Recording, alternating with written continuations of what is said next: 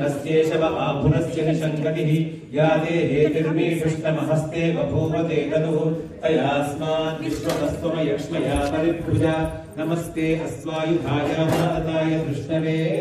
उभाभ्यामुदते नमो बाहुभ्यां तव धन्वने परिधेधन्वनो हेतिरस्मान् वृणक्तु विश्वतः अधो यक्षिस्तवारे अस्मन्निवेदितं शम्भवे नमः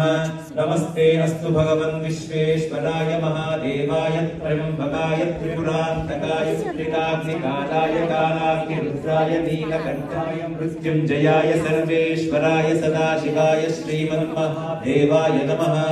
नमो हिरण्यवाहवे सेनान्ये दिशां शपदये नमो नमो वृक्षेभ्यो हरिकेशेभ्यः पशूनां पतये नमो नमः सस्मिञ्जराय त्रिशीमते पथीनां पतये नमो नमो पद्दुषाय विद्याधिनेन्द्राणां पतये नमो नमो हरिकेशायोपवीदिने पुष्टानां पतये नमो नमो भवस्य हेत्यै जगतां पतये नमो नमो रुद्राय काविने क्षेत्राणां पतये नमो नमः सूताय हन्त्याय वनानां पतये नमो नमो रोहिताय स्थपतये वृक्षाणां पतये नमो नमो मन्त्रिणे वाणिजाय कक्षाणां पतये नमो नमो भुवन्तये वारिवस्मिताय औषधीनां पतये नमो नमः उच्चैर्घोषाय क्रन्दयते पत्नीनां पतये नमो नमः कृत्स्नवीताय धावते सत्त्वनां पतये नमः